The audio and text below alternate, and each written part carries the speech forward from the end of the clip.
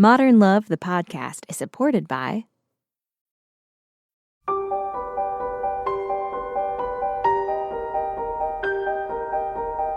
From the New York Times and WBUR Boston, this is Modern Love. Stories of love, loss, and redemption. I'm your host, Meghna Chakrabarty.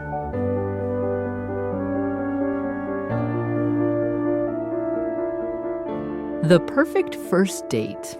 It usually lives only in our dreams. Candlelight, delicious food, an instant connection. But in reality, first dates can be an awkward mess. And the conversation? Shallow at best, which is the worst thing about first dates for Tim Boomer. He's the author of this week's essay. Paul Rust, star of the Netflix comedy Love, reads us Tim's essay, The End of Small Talk. When my relationship unraveled nearly 2 years ago, I decided to suspend my career as an actuary in Boston and take a long vacation in Costa Rica, where I planned to learn how to surf and do yoga. Yes, it was the most cliched response possible for a heartbroken 32-year-old man. After 4 weeks there, I was traveling by car with several friends I had met at surf school when we came upon a red-faced, middle-aged woman hitchhiking on the outskirts of a small village. Our radio was broken and we were bored, so one woman in our group, Abby, said, "We'll offer you a ride on 2 conditions. First, you must sing us a song, and then you have to tell us a story. Do you accept?"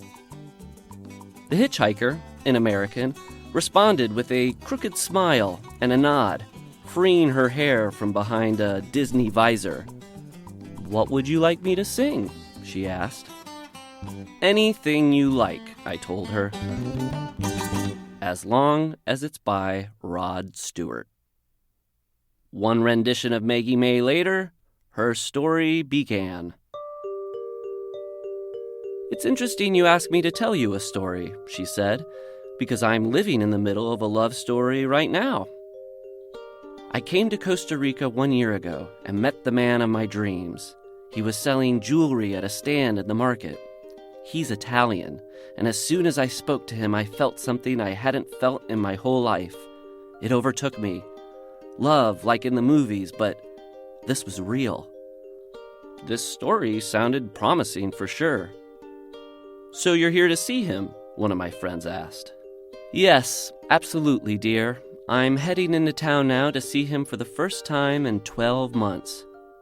We broke into huge grins. We too were now characters in her story, deliverers of love from a dusty roadside to the man of her dreams. "Does he feel the same way?" Abby asked. "Yes, he emails me every day to tell me so." I turned to her. "Are you excited to see him?" "I haven't thought about anything else for an entire year." "So you came all this way alone to see him?" I asked. "Well, I had to, didn't I? It was breaking my heart to be away from him." She paused for a breath. "Although, my husband came too. He's back at the house." Our hands shot up with questions. After my trip, I was eating steak at a Boston bar, still mourning that the woman I thought I would marry, Alejandra, had broken up with me. I'd met her 5 years earlier, and she was, in every way imaginable, an inspiration to me. She was the woman who taught me about love. Next to me at the bar was a couple on their first date. I could tell because their conversation reminded me of those awkward exchanges you have with coworkers' spouses at Christmas parties. They opened with a discussion about their commutes to the bar. They both lived within a 10-minute bus ride, and they managed to stretch out this topic for 30 minutes. Next up, the weather. In Boston, it rains sometimes, and they had both noticed this. An hour in, they turned to the really deep stuff. One was a teacher, and the other knew a teacher. how could they be destined for anything other than true love? Okay, so I may have been directing some of my broken-hearted anger at them, but all I could think was that I wanted no part of this game. If being single meant having to partake in this kind of conversation, I'd rather pass. How could I go from the deep connection I had with Alejandra to talking about bus schedules and weather patterns? With this in mind, I decided to approach my re-entry to dating with a no small talk policy. Not that I would insist we talk only about heartfelt subjects. Ideally, there would also be plenty of flirtatious joking and witty banter. I simply wanted to eliminate the dull droning on about facts and figures. Whether it's snowing or raining, how cold it is, what we do for work, how long it takes to get to work, where we went to school, all those things that we think we have to talk about with someone new, but that tell us little about who that person really is. Why can't we replace small talk with big talk and ask each other profound questions right from the start?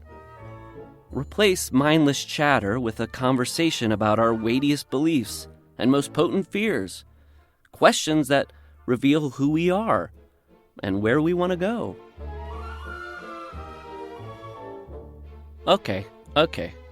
There were some issues with this policy, as my friends were more than happy to point out. They argued that some people aren't comfortable jumping directly into big talk. Some people actually find small talk relaxing. Another common complaint: you can't ask big questions until you know the answers to the small ones. You need facts to know where to dig deeper. I'd argue, however, that you can elevate any question from small talk to big talk with a little tweaking. One of the common questions I find myself asking a woman on a first date is where she has traveled. The response can quickly become a list of places, and once again we're in resume territory. So instead I'd ask, what place most inspired you and why? Rather than ask about her job, I would ask, what work are you passionate about? I wouldn't ask about her longest relationship, as if length equals depth. Instead, I'd ask, what's the most in love you've ever felt? My first chance to put this new strategy into practice came with a woman I met at a party a few weeks later. She laughed when I explained my theory on big talk versus small talk and agreed to be the guinea pig. She was moving away the next week, so we both knew we'd have only this one date, but we pledged to do all we could to avoid small talk. That night, we talked big and we talked deep. I learned about her brother's drug problem, about the ex she had left years before, and about the feelings she still had for him. But we also joked about things both silly and shallow, managing to convince strangers that we had met in a fairground bumper car accident. We laughed, and we cried, and we learned nothing that would go on a resume. Later, we kissed.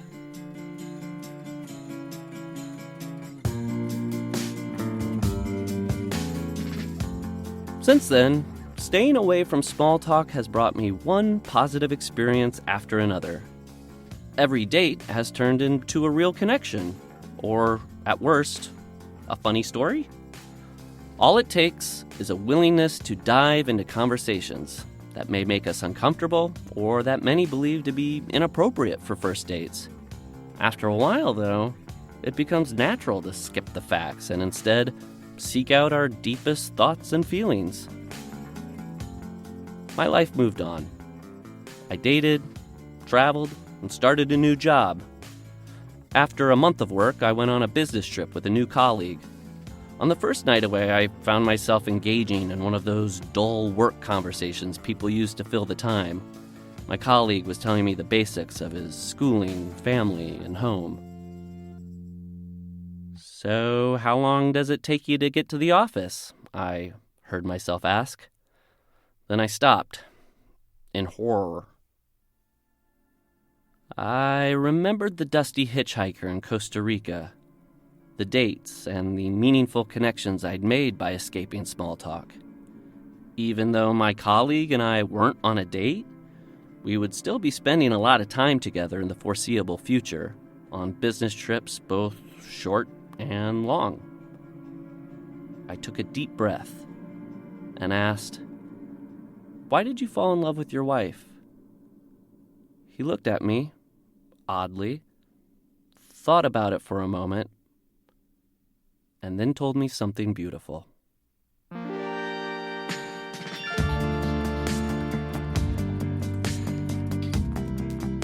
Paul Rust, reading Tim Boomer's essay, The End of Small Talk.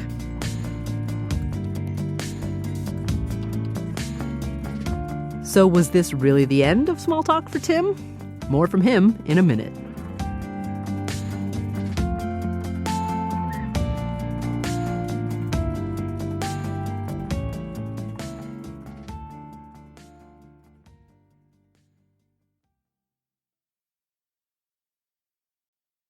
We're back. It's Modern Love, the podcast. I'm Meghna Chakrabarti. Tim Boomer still lives and works in Boston. He came into the WBUR studios to tell us a little bit more about his life, which became quite interesting after this essay was published in January 2016. He was asked out on Facebook, LinkedIn, and even in the comment section of the New York Times. Tim says he's tried to stick to his no small talk rule, and apparently it hasn't been that hard. If you Google me, I can't say I've achieved so much in my life that this isn't the top thing that comes up whenever you look. I've had girls tell me on the first thing out of their mouth was to berate the British for the Brexit, to, tell me about other dates they've been on. Then I talked to one girl. I remember she told me she'd come out of a very serious relationship and she's just started dating another guy, but she wasn't sure if she could because they worked in the same profession. And I remember thinking, this is crazy. Like, how small can a profession be? And I said, are they in the same city? And she said, no. And I said, well, how can this be such a big deal? And she looked at me and she said, they're both Blue Men, like from the Broadway show, the Blue Men Group. And I remember thinking, how can, and it's conversations like that, which maybe people wouldn't have opened up about awkward situations and dating, but I could go through every date I had and think of something someone told me that they probably wouldn't want me to say on the radio, but that in the confines of that kind of honest environment was meaningful. So is he dating a lot now? I've been seeing a girl for a few months. Unfortunately, your timing's great on this. Unfortunately, we found out last week that she actually has to return home to Chile. So she'll be leaving in a few weeks, and I guess I'll be back out in Boston asking awkward questions to girls again. And how does Tim feel about online dating? So I was, late to dating apps, and I remember some of my friends being on. I actually weirdly conducted a wedding ceremony for two people who met on a dating app, and I remember asking him, is it weird that you met your girlfriend on the dating app? And he said, no, I didn't. I met her in the coffee shop. I didn't get into a long, protracted conversation with her. I just said, hey, you look nice, you sound interesting, would you like to go get a coffee? And I think that kind of changed my view a little bit on it. I don't think it's one or the other. I think it's just another way to add interesting people to your life. And especially if you want to meet people who work in different worlds, work in radio, then where else are you naturally going to cross with those people sometimes as you get older and you're in bars less and things like that. So I don't think it's ever a bad thing.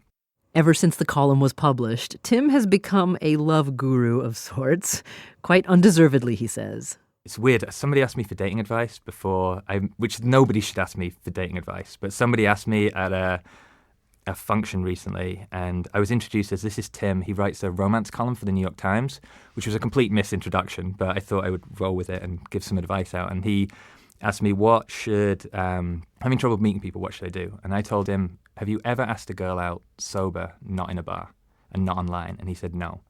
And I said, well, that's where you need to start. If you meet someone and you have some interaction with them that sparks something, ask them out and try and do it once a month, do it sober, and then just see where you end up at the end of the year. And he said, what will happen?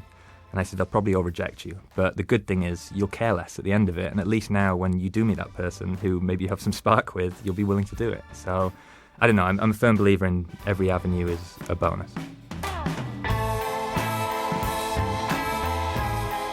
Tim Boomer. His second Modern Love essay was published last week.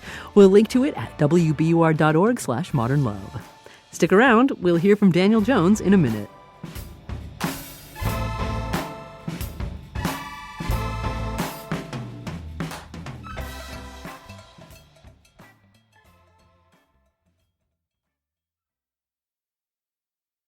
Welcome back. Daniel Jones, editor of Modern Love for the New York Times, says The End of Small Talk was the most popular Modern Love essay of 2016.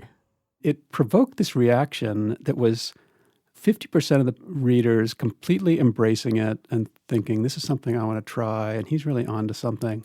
And 50% of the people utterly rejecting it and saying, why are you trying to sort of falsely control how people naturally meet? Small talk is a natural thing. It's a way that you gradually get deeper. You can't force that. That's ridiculous. So part of its popularity, I think, was in that tension of it feeling threatening to some people and feeling liberating to other people, and them wanting to embrace it and talk about it for that reason. So it just got hundreds of comments and Facebook shares, and it really got people going. It was a fun essay about breaking out of that autopilot that we find ourselves in when we meet someone we want to date, when we meet someone at work, just all these ways that we end up spending time with people that are boring and lazy unless we make it some other way. Dan Jones, editor of Modern Love for the New York Times.